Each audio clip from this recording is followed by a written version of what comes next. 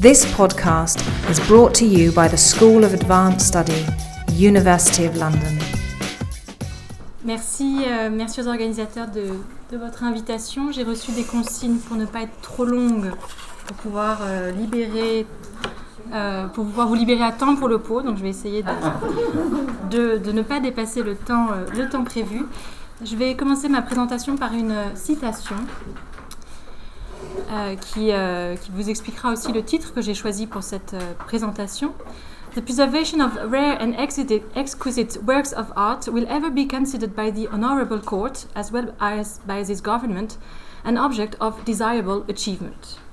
C'est le marquis de Hastings, qui est alors gouverneur général de l'Inde, qui s'exprime en ces termes en 1820, alors qu'il annonce son intention de prélever des marbres incrustés de pierres précieuses dans le fort d'Agra et de les acheminer à Calcutta. Le dôme de l'une des salles menaçant de s'écrouler, il présente l'affaire comme une opération de sauvetage et de protection. Il entend en outre utiliser les marbres pour un monument qui est destiné à recevoir une statue de Wellington, acquise quelques années auparavant, comme souvenir des succès britanniques sur le continent européen. Et dans l'esprit du gouverneur général, la beauté et le raffinement des vestiges du palais d'Agra feront écho à la grandeur de la nation britannique. Cet exemple montre que les projets de conservation, quelles que soient les formes qu'ils revêtent, ici un petit peu discutable, en tout cas ces projets de conservation ont une portée politique. Ils conduisent à mêler étroitement passé et présent dans un souci évident de prestige.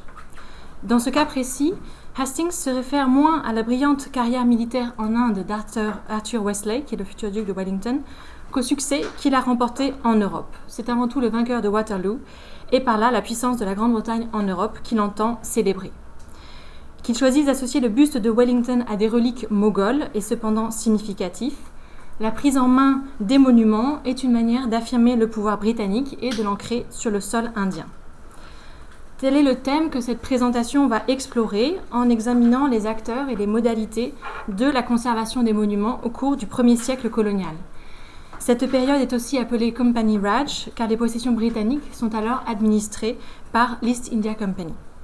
Mon travail s'appuie principalement sur les archives de l'East India Company, conservées à la British Library à Londres et au National Archives of India à Delhi. Ce travail se situe à la croisée de l'histoire de l'Inde coloniale, de l'histoire des savoirs et de l'histoire du patrimoine, ou plus précisément de l'histoire des modalités de l'étude et de la protection des biens culturels, dont on peut considérer que le moment patrimoine n'est que le dernier en date. Cette intervention sera structurée en 2 temps. Je vais d'abord vous proposer des précisions historiographiques qui vont me permettre de situer ma recherche et mon approche, et j'examinerai ensuite les principales caractéristiques de la conservation des monuments pendant le 1er siècle colonial et les enseignements que l'on peut en tirer. Donc, je vais commencer par un état des lieux de la recherche sur la conservation en Inde. La période du 1er siècle colonial, qui est celle qui m'intéresse, est une période qui est très peu étudiée. Elle est en général au mieux survolée et quelques épisodes sont alors mentionnés et la plupart du temps, ce sont les mêmes épisodes qu'on retrouve d'une étude à une autre. Il n'existe pas d'étude d'ensemble de la période, ni de réflexion approfondie sur la signification ou la portée des mesures qui sont prises par les autorités de l'East India Company.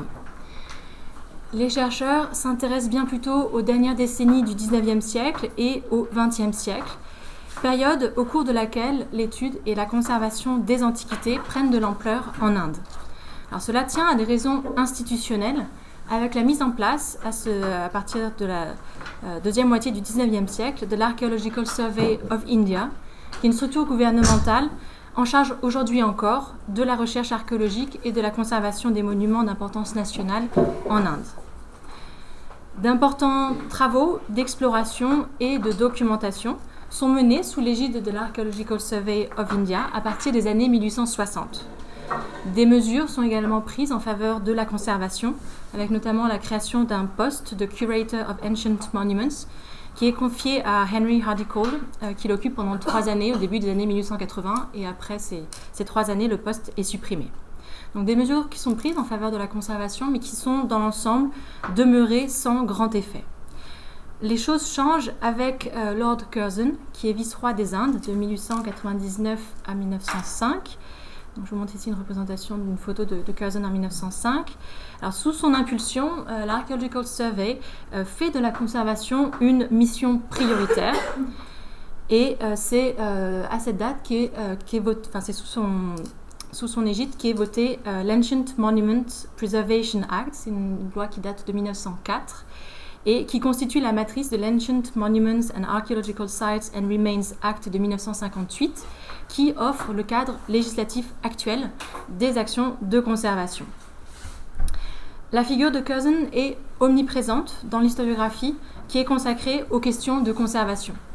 Et l'angle d'attaque privilégié de l'ensemble des études, c'est la genèse et la mise en œuvre de cette loi sur les monuments historiques de 1904. L'État colonial est étroitement associé à la conservation archéologique. La loi de 1904 devait lui donner une latitude pour imposer sa politique qui était plus large que ce qui prévalait à la même époque en Grande-Bretagne.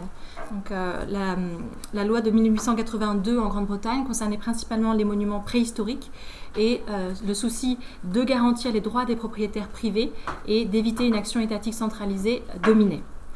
En Inde, les choses sont un petit peu différentes. La loi de 1904 permet à l'État de s'immiscer dans les droits des propriétaires privés et prévoit aussi le cas des édifices religieux encore en activité qui sont absents de la législation britannique contemporaine. L'action gouvernementale, telle qu'elle est prévue par cette loi de 1904, a engendré des difficultés venant signaler une difficile application des dispositifs prévus. Les tensions naissent du fait que les bâtiments sont à la fois des lieux de culte et des monuments historiques et que ces deux statuts peuvent entrer en contradiction. La conservation suscite des résistances car elle est susceptible d'entraîner une interférence dans le fonctionnement des institutions religieuses et de remettre en cause les droits et les prérogatives des groupes qui en ont la charge. Et l'appropriation des sites et de l'espace sacré donne lieu à de nombreuses contestations et à des conflits au cours de la période coloniale. Donc un ensemble de tensions qui sont bien étudiées. Les études montrent également que les échanges entre métropole et colonie ne consistent pas en un simple transfert au terrain colonial de principes qui seraient élaborés en métropole. La colonie peut jouer un rôle de laboratoire, permettant à des individus d'acquérir une expérience qu'ils mobilisent par la suite, influençant par ce biais les pratiques patrimoniales métropolitaines. Pour vous donner un exemple, Curzon plaide en Grande-Bretagne en faveur d'un élargissement de la loi de 1882. Il est également en correspondance avec Hugh Thackeray Turner, qui est secrétaire de la Society for the Protection of Ancient Buildings. Alors, c'est intéressant de souligner que cette société pour la protection des monuments anciens influence l'attitude qui est adoptée à l'égard des vestiges matériels en Inde. Il y a cependant des écarts entre les pratiques qui sont promues de part et d'autre. Un texte important est intitulé le Conservation Manual de John Marshall, qui est publié dans une première version au début du XXe siècle et puis après en 1923. Donc ce Conservation Manual qui définit la manière dont les monuments doivent être considérés et protégés et entretenus. Ce manuel fait écho à la philosophie et aux principes qui sont encouragés par la Society for the Protection of Ancient Buildings, qu'il s'agit d'appliquer à l'Inde. Mais John Marshall, qui est alors directeur général de l'Archaeological Survey, insiste sur les spécificités du contexte local, mettant à mal les prétentions universalistes de la Society for the Protection of Ancient Buildings. Face aux tenants de la conservation, Marshall soutient notamment qu'il est possible et souhaitable de restaurer les vestiges moghols, une opération qui, selon lui, ne compromet pas leur historicité ni leur authenticité, car les traditions de conservation qui étaient en place à l'époque moghole sont demeurées vivantes parmi les artisans. En définitive, on peut affirmer que les actions de conservation ne recoupent qu'imparfaitement les principes qui sont encouragés par l'État colonial.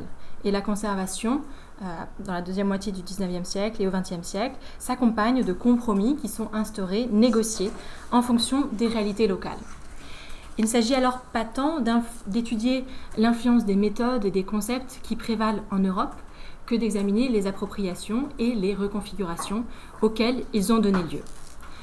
Ce type d'analyse, qui est donc une analyse en termes d'emprunt et d'échange, peut bien sûr s'appliquer au premier siècle colonial. Donc, je vais maintenant en venir à cette période plus particulièrement. Et je voudrais commencer par vous expliquer le relatif désintérêt de l'historiographie pour cette période. Plusieurs raisons peuvent être mises en avant. Il y a d'abord une réelle différence d'échelle que j'ai déjà évoquée. Il n'y a pas de structure en charge de la recherche archéologique et de la conservation au début de la période coloniale et par conséquent, les mesures sont plus limitées et plus dispersées. Le facteur documentaire, qui est lui-même étroitement lié au contexte institutionnel, entre également en jeu. Les archives qui éclairent les actions menées par l'East India Company sont liées à des domaines très divers comme la justice, la fiscalité, les affaires politiques et militaires, et elles sont disséminées dans différents fonds et séries. Si on veut étudier les travaux qui sont entrepris par l'Archaeological Survey, on dispose de séries bien répertoriées, de sources abondantes. Si on veut mener un travail similaire pour les débuts de la période coloniale, il faut parcourir des séries très diverses des archives de l'East India Company et mettre bout à bout une documentation éclatée. Et de fait, on constate que les archives de l'East India Company sont très peu mobilisées pour étudier le thème de la conservation. Les exemples qui sont développés dans les travaux sont la plupart du temps issus de sources ultérieures, comme les rapports de l'Archaeological Survey ou les textes de Curzon ou les travaux de Cole.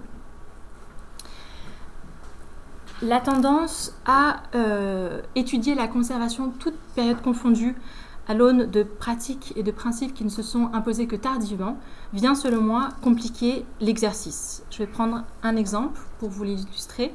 C'est des règlements qui ont été émis par les présidences du Bengale et de Bombay, respectivement en 1810 et en 1817. Ce sont les mêmes textes, mais qui valent pour les deux présidences, qui sont les circonscriptions de l'époque. Et ces règlements m'intéressent parce qu'ils illustrent la façon dont on adopte une lecture régressive à partir de la législation sur les monuments historiques, à laquelle on vient rattacher les initiatives antérieures. Ces textes sont très fréquemment présentés comme les premières mesures de protection du patrimoine archéologique. Mais cette interprétation ne rend pas vraiment compte du contenu des règlements, dont le but est double. Il s'agit d'une part de s'assurer de la bonne affectation des dotations en terre qui ont été effectuées dans le passé au profit de temples, de mosquées ou d'établissements éducatifs, ou encore à d'autres fins charitables et pieuses. Donc ça, c'est le premier objectif. Et le deuxième objectif, c'est s'assurer du bon état et de l'utilité des édifices publics qui ont été érigés aux frais d'anciens gouvernements ou aux frais d'individus. Ces règlements constituent la première législation britannique explicite sur la gestion des temples et des mosquées. Et ils dessinent le cadre administratif de l'entretien d'édifices publics tels que des ponts ou des abris pour voyageurs. Mais les monuments en tant que tels ne sont absolument pas visés. Et au lieu de voir dans ces textes d'éventuelles premières étapes d'une législation antiquaire, il convient bien plutôt de les restituer dans leur contexte propre et de les rapprocher des débats contemporains sur la nature et l'ampleur du contrôle que l'administration coloniale est appelée à exercer sur les institutions religieuses. Donc là, je vous ai présenté cette démarche qui consiste à examiner le compagnonnage à la lueur de la législation sur les monuments historiques. Elle paraît d'autant moins appropriée que cette démarche ne tient pas compte du fait que les pratiques de conservation, telles qu'elles se déploient en Europe à partir de la fin dans les dernières décennies du XIXe siècle et puis dans d'autres régions du monde, ces pratiques de conservation ne constituent qu'un mode parmi d'autres de rapport aux vestiges du matériel du passé, ou pour reprendre la grille de lecture qui est proposée par Daniel Fabre, un mode historiquement daté de pérennisation. Ce qu'il appelle la conception occidentale récente de la pérennité, donc c'est une conception qui a triomphé assez récemment, qui repose sur la conservation conjointe de la forme et de la matière, mais cette conception tend à faire oublier qu'il a existé et qu'il existe d'autres modes d'entretien et de mise en valeur des biens culturels. Dans des pays comme la Chine et le Japon, par exemple, la matérialité des biens culturels n'est pas centrale. Ces biens ne sont pas nécessairement considérés comme représentatifs d'une période ou d'un style. Ils sont associés à des valeurs de type social, culturel et relèvent plutôt d'un processus continu de création et de mise en valeur. Et dans ces pays, les manières de faire traditionnelles coexistent avec les manières de faire de la législation internationale qui tire elle-même son origine des concepts et des pratiques qui ont été promus en Europe à partir du XIXe siècle. Plus récemment, les modes de pensée et les pratiques asiatiques ont également eu des répercussions au niveau international. La reconnaissance du patrimoine culturel immatériel l'illustre bien.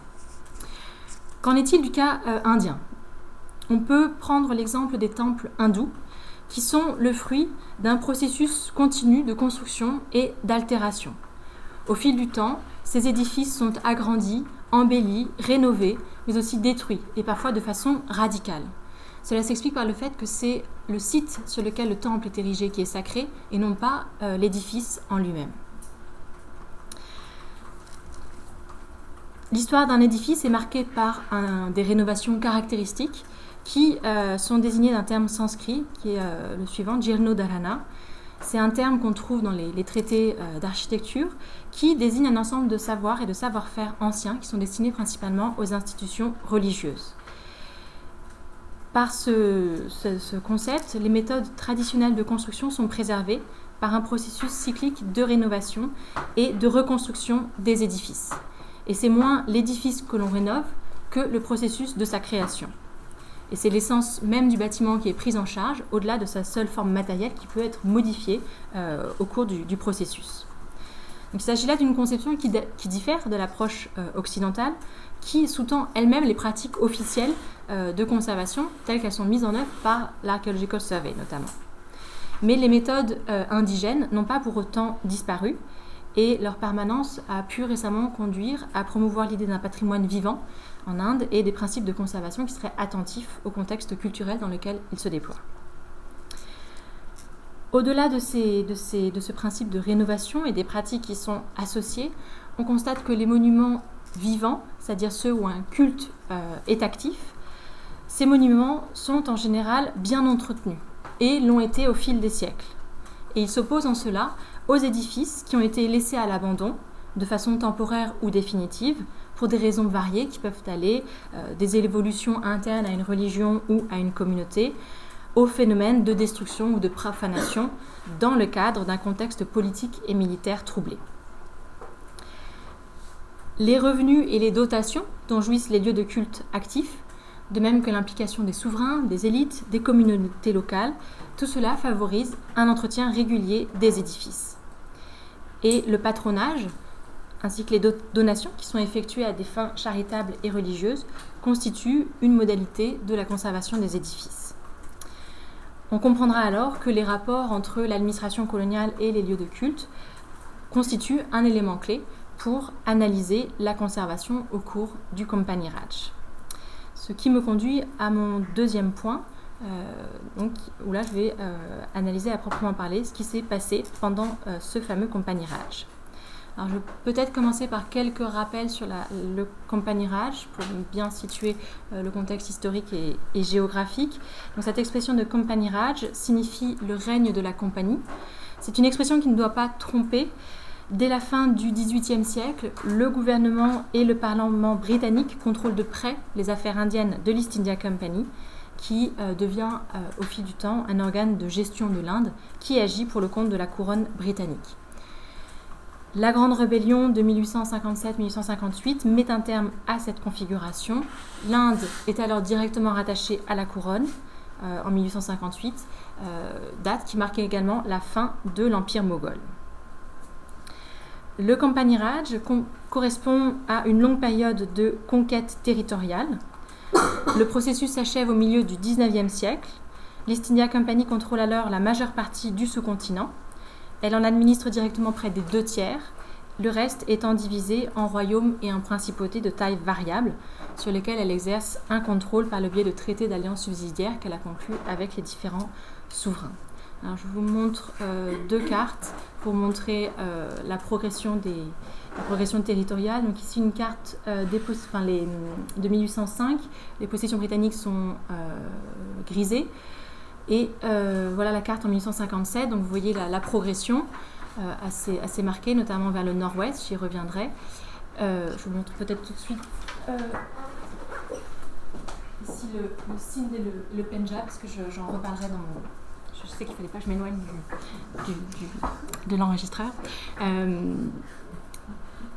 Et là, vous voyez bien aussi le fait que donc il y a à la fois des possessions, des possessions administrées directement par la compagnie, et les territoires laissés en blanc sont les territoires où un souverain est encore en place, mais qui est de fait étroitement contrôlé par les Britanniques. L'expression Company Raj s'applique aussi au régime politique qui est mis en place.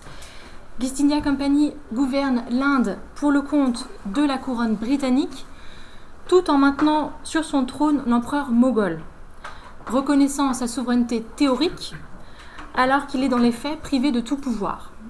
Donc c'est une configuration assez originale. L'East India Company entend gouverner l'Inde à partir des coutumes et des traditions politiques existantes, mais l'État qu'elle instaure est doté de caractéristiques bien nouvelles. Et sa politique est faite de tâtonnements, d'expérimentations, de contradictions qui prennent sens au regard du déficit de légitimité dont elle souffre auprès des populations. Et ce trait est vraiment important pour comprendre les mesures d'entretien et de réparation d'édifices qui se développent à mesure que l'East India Company conquiert de nouveaux territoires et que son administration s'étoffe. Pour étudier ces mesures de conservation, je voudrais mettre d'emblée en avant un constat qui me paraît intéressant et qui peut éclairer la suite de mon propos. Ce constat, c'est celui de l'absence de recoupement quasi total entre les mesures de conservation telles qu'elles sont effectivement mises en œuvre et les savoirs antiquaires. Le premier siècle colonial est une période pendant laquelle les connaissances sur les antiquités de l'Inde se développent fortement, sous l'impulsion d'administrateurs britanniques qui visitent des monuments, qui les reproduisent sous forme de plans, de coupes, de dessins, de peintures, de gravures, etc. Tout un ensemble de représentations graphiques qui sont marquées souvent par l'esthétique du pittoresque. Je vous montrerai quelques exemples. Avec l'aide d'informateurs, de savants indiens, ils copient et déchiffrent des inscriptions, ils collectionnent des monnaies, des statues, des fragments architecturaux, etc.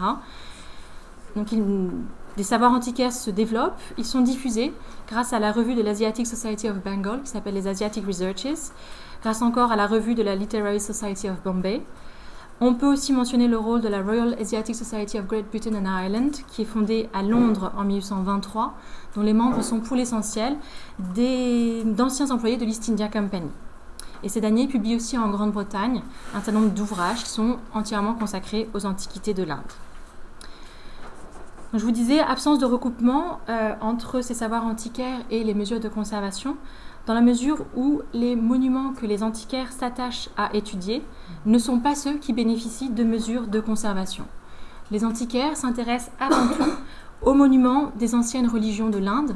Ce sont des monuments brahmaniques, des monuments jains, des monuments bouddhiques, dans une volonté assez manifeste et compréhensible de remonter à la plus haute antiquité possible. Et les monuments qu'ils étudient sont souvent des monuments à l'abandon. Si on regarde maintenant les édifices que l'on cherche à conserver et que l'on conserve de façon effective, ce sont plutôt des vestiges qui ont été érigés par les dynasties indo-musulmanes, donc des vestiges plus récents. Et ce sont aussi pour l'essentiel des lieux de culte ou de pèlerinage encore en activité. Et ce décalage est d'autant plus intéressant que ce sont les mêmes acteurs qui sont engagés dans l'un et l'autre processus.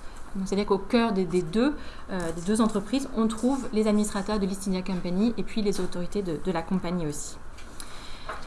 Donc la suite de mon développement va permettre d'éclairer ce décalage et de l'expliquer. Si on regarde maintenant la chronologie des mesures d'entretien et de réparation de bâtiments anciens, ces mesures se développent surtout à partir de la fin du XVIIIe siècle, c'est-à-dire après plusieurs années, décennies même de présence britannique en Inde. Je crois que je ne l'ai pas dit, mais la date qui est officiellement retenue pour marquer le début de la période coloniale, c'est 1757. Mais dans les faits, donc, les mesures de conservation prennent place plutôt à partir de la fin du XVIIIe siècle. Cette chronologie rappelle le caractère lent et incertain des débuts de la colonisation. Le sujet ne présente en outre aucun caractère prioritaire pour l'administration coloniale naissante, qui est bien plus occupée par des questions comme le prélèvement des impôts ou l'administration de la justice. Et des considérations financières sont également à prendre en compte. L'État colonial dispose de peu de moyens, les dépenses militaires absorbent une grande partie des recettes et seuls des fonds réduits peuvent être affectés à des dépenses de travaux publics.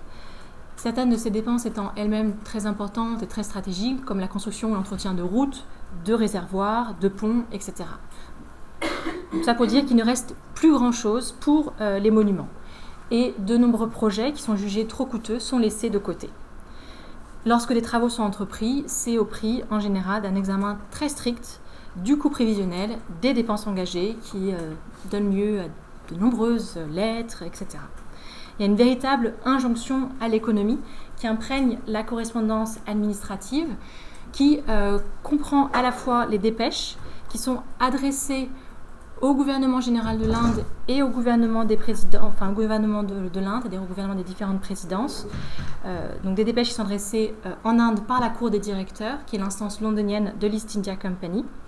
Donc ça, c'est un premier ensemble de documents. L'autre gros volet, ce sont les échanges entre les gouvernements de l'Inde et leurs agents aux différents échelons de la hiérarchie administrative.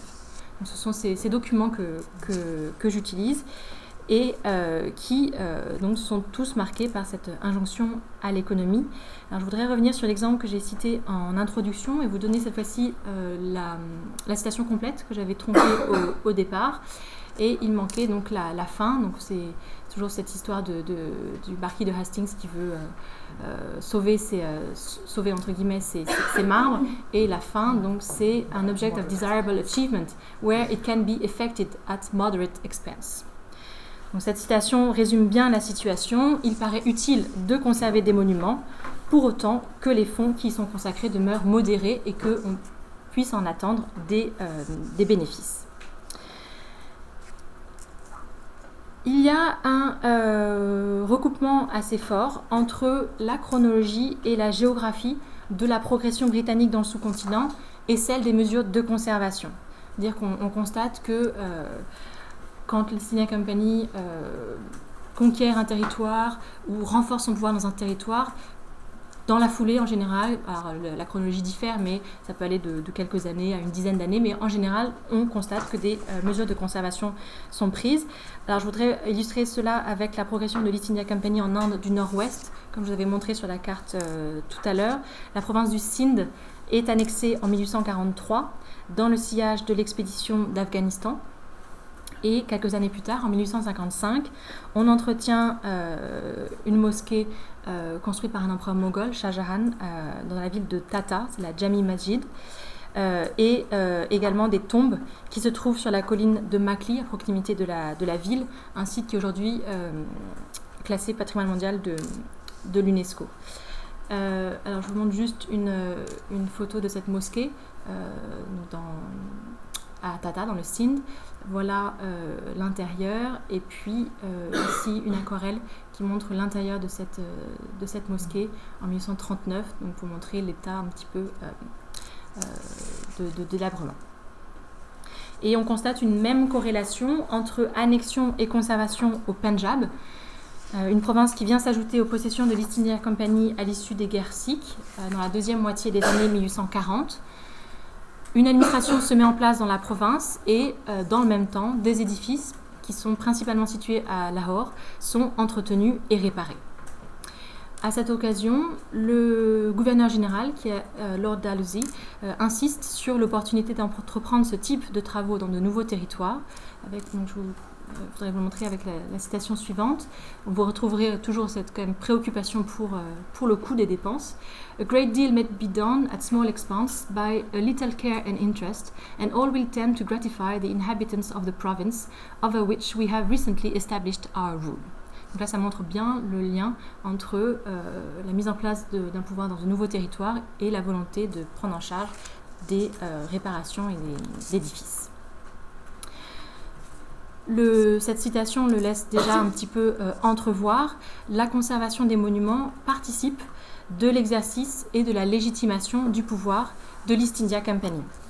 Elle est présentée comme une tâche qui revient aux Britanniques, qui doivent la remplir au nom de leur honneur et de la réputation nationale. Une idée que l'on retrouve sans cesse dans les sources est que l'East India Company doit s'occuper des vestiges, je cite, des anciennes dynasties, ou, autre formulation qu'on trouve, des anciens gouvernements de l'Inde.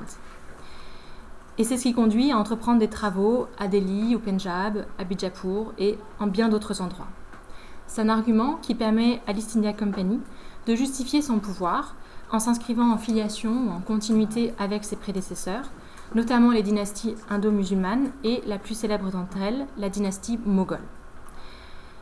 Les édifices liés au passé moghol, de près ou de loin, occupent une place prépondérante dans les travaux qui sont financés par l'East India Company. Je vais vous présenter 2 exemples qui sont les 2 exemples les plus connus. Premier exemple, le Taj Mahal, dont je vous montre ici une représentation qui date de 1836.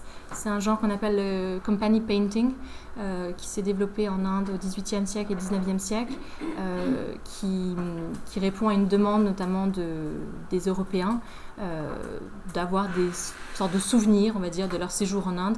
Donc ce sont des peintures ou des dessins qui représentent souvent des monuments, des divinités, des groupes sociaux, des castes, des religions, et qui ont la particularité d'être réalisés par des artistes indiens qui adaptent, on va dire, leur style et leur technique pour répondre au goût des Européens. Donc voici un exemple de la représentation du Taj Mahal.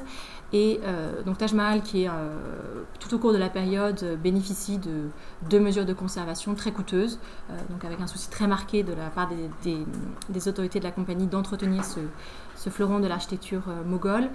Autre monument qui bénéficie également de beaucoup d'attention, c'est un autre exemple de dessin sur le Taj Mahal, du Taj Mahal, autre exemple de company paintings. Et deuxième exemple que je voulais vous présenter, c'est la tombe d'Akbar, qui est un des grands empereurs moghols, qui se trouve à Sikandra, près d'Agra. Donc voici une des portes d'entrée, et voici une représentation de son mausolée. Et pour montrer des documents du XVIIIe, XIXe siècle, ici une œuvre de Thomas Daniel qui représente également le portail, la porte d'entrée à Sikandra, et puis là un autre exemple de company painting qui montre une élévation du mausolée de l'empereur Akbar, qui est une œuvre qui est conservée au Victoria and Albert Museum, qui conserve une grosse partie de ces company paintings. Donc voilà, ces monuments occupent beaucoup l'attention, mais au-delà de ces exemples connus, on remarque que tous les monuments donc liés de près ou de loin au passé moghol sont largement considérés comme prioritaires. L'attention qui est portée au patrimoine architectural moghol s'explique par le prestige de la dynastie, qui est encore bien vivace, en dépit d'un pouvoir politique devenu quasi inexistant. Et la dynastie moghole demeure tout au long du Company Raj, surtout au début, une importante source de légitimité. Et c'est la raison pour laquelle les Britanniques ont fait le choix de garder l'empereur sur son trône et de s'ériger en protecteur de l'empereur. En s'occupant des vestiges moghols, les Britanniques cherchent à tirer profit du prestige et de la légitimité qui sont attachés à la dynastie. Ce faisant, il signifie également, et de façon très concrète, qu'ils ont pris le relais de leurs prédécesseurs. Et le délabrement des monuments des Moghols est d'ailleurs décrit comme un reflet de leur déclin politique. La conservation des monuments permet à l'East India Company de s'inscrire dans une lignée politique tout en symbolisant la nouvelle configuration politique. Et on peut dire qu'elle participe de ces efforts pour se définir comme un pouvoir souverain et pour se faire reconnaître comme tel. La conservation est également à mettre en relation avec les pratiques de patronage. Un ensemble de prérogatives liées aux édifices religieux incombe de façon traditionnelle au souverain indien qui érige des édifices comme des temples, des mosquées, des abris pour pèlerins. Mais le souverain participe également à l'entretien et à l'agrandissement des édifices déjà existants. Plus largement, il dote et protège les institutions religieuses et supervise leur fonctionnement général. Et ce qui est important, c'est que ce patronage royal, dans la mesure où il est doté d'une dimension politique, s'étend à des religions différentes de celles du souverain. Un souverain hindou peut très bien financer des travaux de réparation pour une mosquée, par exemple, dans son royaume. L'East India Company, qui est en quête de légitimité, s'est conformée à ce modèle établi d'autorité. Pour l'illustrer, je vais convoquer un exemple qui date de la fin du XVIIIe siècle, qui concerne des temples qui se trouvent dans un district proche de Madras. Donc on décide d'engager une somme assez importante pour réparer et entretenir ces ces temples et les raisons qui sont invoquées montrent bien ce que je voulais vous montrer sur cette idée de conformité avec les pratiques existantes, en tout cas de conformité avec les pratiques antérieures. On peut vous lire cette citation. Every measure tending to conciliate and promote the happiness of its subjects will obtain the willing attention of government. C'est surtout cette phrase-là qui m'intéresse. And adherence to those rules and maxims which prevailed in the well-regulated periods of the Hindu government cannot be but most satisfactory to the natives and most conducive to the security of the British dominion in India. Et un des temples concernés par ces mesures, c'est un temple qui se trouve dans la ville de Kanchipuram, qui s'appelle le Varadaraja Temple. Donc c'est pour vous montrer un petit peu aussi la diversité en termes architecturaux des édifices qui peuvent être concernés par toutes ces mesures. Donc l'East India Company se coule dans un modèle existant, mais qu'elle habille d'une rhétorique qui lui est propre, une rhétorique qui met en avant la libéralité de son administration. En participant à l'entretien des lieux de culte, elle affirme vouloir permettre à tous ces sujets, quelle que soit leur religion, d'exercer leur culte dans de bonnes conditions. Au début du XIXe siècle, le souverain de Dhaka présente une requête à l'East India Company pour faire réparer un édifice qui s'appelle Hussaini Dalan, qui est un édifice chiite d'époque moghole. L'East India Company accorde une première somme pour réparer le monument et puis quelques années plus tard, le Nawab sollicite à nouveau l'administration coloniale pour demander une somme supplémentaire pour achever les travaux et la façon dont l'East India Company, les autorités de la compagnie justifient ce geste est intéressante.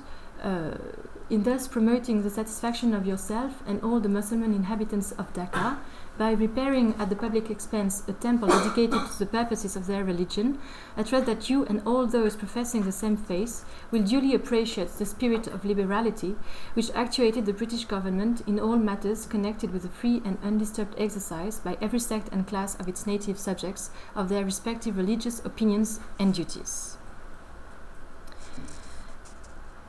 Donc je pense que vous l'aurez compris, l'East India Company attend des retombées politiques de sa contribution à l'entretien d'édifices. Et cela l'amène à privilégier les lieux de culte ou de pèlerinage encore en activité au détriment des monuments à l'abandon. Alors ceux-ci ne sont pas complètement négligés, mais l'absence de répercussions notables auprès des populations agit comme un frein à l'entreprise de travaux de grande ampleur. On peut prendre l'exemple de deux anciennes capitales du Bengale, qui s'appellent Gaur et Pandua. Donc ils se trouvent dans le nord-est de l'Inde. Au début des années 1850, l'Asiatic Society de Calcutta attire l'attention du gouvernement de l'Inde sur l'état de la mosquée Adina à Pandua. Alors, je vous montre ici une représentation qui mériterait aussi toute une analyse, bien sûr, en termes de représentation picturale, etc. Mais ce n'est pas vraiment mon objet aujourd'hui, qui montre donc qui offre une représentation de cette mosquée à la fin des années 1810. Donc c'est un édifice qui date du XIVe siècle, qui au moment de la correspondance dont je vous parle, aux années 1850, est délabré, envahi par la végétation. Suite donc à cet appel de l'Asiatic Society de Calcutta, on décide d'engager une somme de 500 roupies pour rendre le bâtiment accessible, mais l'opération ne va pas plus loin. Je vous montre d'ailleurs également une photographie plus tardive des années 1870 qui montre que la mosquée n'a toujours pas été vraiment dégagée de sa végétation. Et si les choses ne vont pas vraiment plus loin dans les années 1850, c'est que on remarque que ce bâtiment donc, est un bâtiment à l'abandon, situé dans un environnement peu fréquenté. Et c'est ce qu'exprime clairement l'officier qui a été chargé d'examiner ce bâtiment et de faire un rapport pour voir s'il était utile d'engager des fonds importants. Et il le dit bien, il insiste bien sur les raisons qui font que ce n'est pas forcément nécessaire de réparer ce monument. Donc il insiste sur son état très dégradé mais surtout, ce qui m'intéresse là, it is no longer considered the perfection of sanctity. It is neither the dwelling place of the priest, the resort of the pilgrim, the wonder or admiration of the passerby, and remains apparently uncared for and unnoticed, except at the time of an annual fair held in the neighborhood. Donc là, c'est vraiment l'idée que ce monument, personne ne le visite, personne n'y rend de culte, etc. Et peu après, on dépense une autre somme de 1000 roupies cette fois-ci pour dégager de la végétation certains monuments d'une autre ancienne capitale du Bengale qui s'appelle Gaur. Un officier doit s'y rendre pour réaliser des dessins aussi. Autre mesure, on nomme un fonctionnaire britannique en charge de ces différents vestiges pour veiller à ce qu'ils ne servent plus de carrière. Donc, ces mesures montrent qu'il y a un intérêt savant, un intérêt officiel pour les monuments du Bengale en question, un intérêt qui est lié à leur valeur historique, leur valeur architecturale, mais pour ces édifices qui ne sont plus en activité, la conservation iconographique prend le pas sur la conservation réelle. Et j'emprunte ces distinctions à Françoise Choët dans l'allégorie du patrimoine. Cette remarque vaut également pour deux célèbres sites d'art rupestre qui s'appellent Ellora et Ajanta, qui se trouvent dans l'état du Maharashtra, près de Bombay. Alors, je vous montre là aussi quelques photos. Ellora est un site qui comprend des temples bouddhiques, jaïnes et brahmaniques qui ont été taillés dans la roche entre le 7e siècle et le 11e siècle. Voici une photo du temple le plus connu de ce site qui s'appelle le Kailasanatha Temple, qui est complètement taillé dans la roche, un gros bloc monolithe. Idem, et voici quelques représentations des grottes, et à l'intérieur on trouve ce type de choses. Donc là c'est l'exemple d'une grotte bouddhique. Et le site d'Ajanta est lui un site bouddhique, un site rupestre aussi, avec des grottes qui ont été taillées dans la roche entre le 2e siècle avant Jésus-Christ et le 6e siècle.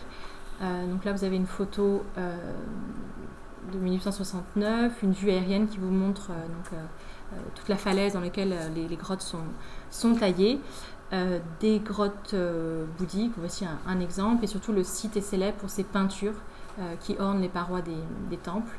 Donc voilà quelques exemples. Donc ces sites sont célèbres. Les monuments rupestres des environs de Bombay, notamment ceux de Ellora, sont connus des voyageurs depuis l'époque moderne, c'est-à-dire que depuis l'époque moderne, on a des voyageurs européens qui les visitent, qui écrivent dessus, et ils ont fait l'objet de très nombreux travaux antiquaires. Les Asiatic Researches, les Transactions of the Literary Society of Bombay abondent de descriptions de Ellora, etc. Et dans les années 1840, des échanges prennent place au sujet de leur conservation. L'impulsion vient cette fois-ci de l'Asiatic Society de Londres, qui interpelle les directeurs de la compagnie au sujet des peintures d'Ajanta. Les directeurs de la compagnie demandent alors au gouvernement de l'Inde de prendre des mesures pour préserver les temples rupestres de l'Inde. Le gouvernement de Bombay prend quelques mesures. À Ellora et à Ajanta, par exemple, on nettoie l'entrée des grottes et on les vide des débris qui s'étaient accumulés au fil du temps. On prévoit aussi d'employer des personnes pour assurer l'entretien des grottes dans les deux sites, mais les initiatives s'arrêtent là. Alors, il y a bien une Cave Temple Commission qui est mise en place en 1848 par le gouvernement de Bombay, mais cette Cave Temple Commission s'attelle avant tout à une tâche de documentation, c'est-à-dire qu'on va s'attacher avant tout à copier les fameuses peintures d'Ajanta, à faire des plans, des dessins, etc. Et donc c'est une conservation, pour le coup, vraiment iconographique et très peu réelle, matérielle. Et on en revient, cet exemple montre assez bien ce décalage que je mentionnais entre les savoirs antiquaires et les mesures effectives de conservation. Parce que ces temples rupestres, c'est vraiment l'exemple emblématique des monuments qui intéressent les antiquaires britanniques. Et pour preuve, je voudrais vous montrer deux représentations de Ellora. Donc ça, c'est une œuvre de Thomas Daniel et James Wells qui montre un des temples de Ellora. Donc il y a une œuvre qui date de 1803, et puis ici une gravure qui est publiée dans un des volumes de Asiatic Researches sur un des temples d'Ellora, le même dont vous avez vu la photo précédemment. Donc les monuments où un culte est encore actif appellent ou reçoivent un traitement différent des édifices religieux désertés. Et la situation est différente aussi en ce que ces monuments où un culte est actif mettent l'administration coloniale en relation avec des acteurs qui ont intérêt à ce que les édifices soient en bon état et qui participent d'une manière ou d'une autre à leur entretien. Ces acteurs, ce sont des acteurs divers, ça peut être des souverains indiens, des élites, des populations locales, des gardiens ou des personnes qui sont en charge de l'édifice. Et tous ces acteurs n'hésitent pas à solliciter l'administration coloniale et à lui envoyer des requêtes. Et on remarque qu'ils reprennent à leur compte le vocabulaire de la libéralité qui est développé par les autorités de la compagnie et s'attachent bien aussi à mettre en avant les éventuelles retombées politiques qu'on pourrait attendre de ces mesures. Donc il y a une véritable appropriation du vocabulaire de la conservation tel qu'il est développé par les autorités de la compagnie. Donc ces autorités reçoivent des requêtes, mais ne les satisfont pas toutes. Elles satisfont celles qui leur paraissent les plus utiles. Donc il y a une politique assez sélective. Les élites et les communautés locales participent en outre au financement des travaux d'un point de vue financier. Pour en revenir à l'exemple des monuments de Tata dans le Sindh, la somme qui est versée par l'East India Company devait permettre d'entretenir à la fois la mosquée, la Jama Masjid, et puis les tombes à Makli. Mais l'East India Company a posé une condition, qui est la suivante. Il fallait que les Sayyids and other Muhammadans at Tata engage to contribute the sum of rupees 2,500 towards the repair of the mosque. Et c'était notamment ces derniers qui s'étaient efforcés d'obtenir un soutien financier de l'East India Company qui leur laisse la supervision des travaux, mais tout en essayant de les contrôler de façon assez étroite. Et ce n'est pas un exemple isolé, donc on voit à d'autres endroits l'idée qu'il faut que les populations locales participent financièrement aux travaux et que la compagnie peut apporter un complément.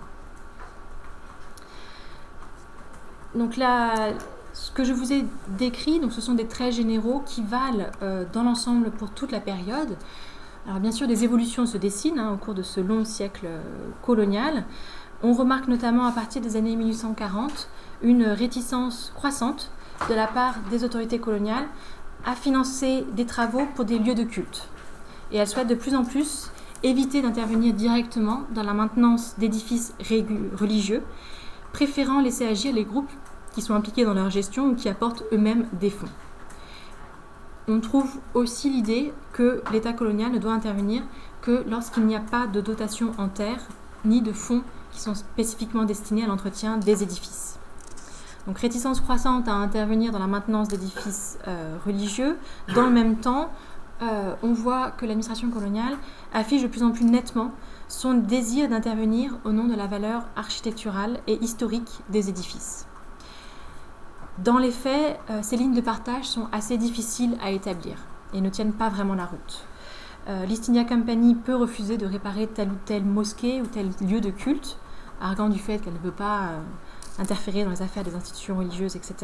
Mais elle continue bel et bien à accorder des financements ailleurs et interfère dans les affaires des institutions religieuses, qui est une source potentielle de difficultés et de tensions.